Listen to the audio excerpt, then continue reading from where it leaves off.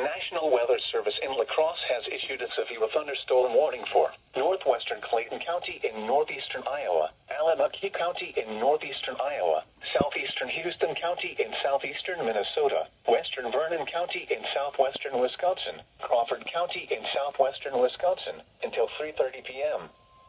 At 2:20 p.m., severe thunderstorms were located along a line extending from 7 miles southeast of Spring Grove to near Marquette, moving northeast at 45 miles per hour. Expected hazards include 60 miles per hour wind gusts. This is a radar-indicated threat. The following impacts are expected. Expect damage to roofs, siding, and trees.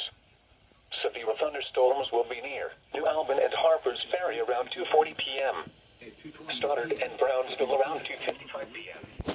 Other locations impacted by these severe thunderstorms include Volney, County Roads of 52 and West 60, Eastman, Giard, Quandel, County Vite and Peyton Road and Highway 1461 and County North.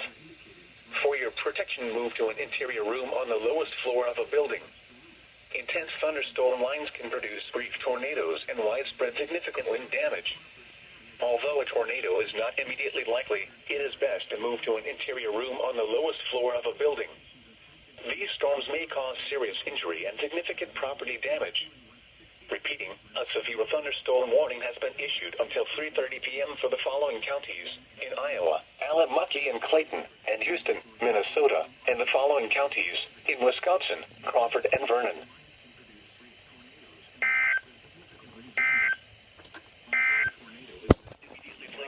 It is best to move to an interior room on the lowest floor of a building. These storms may cause serious injury and significant property damage.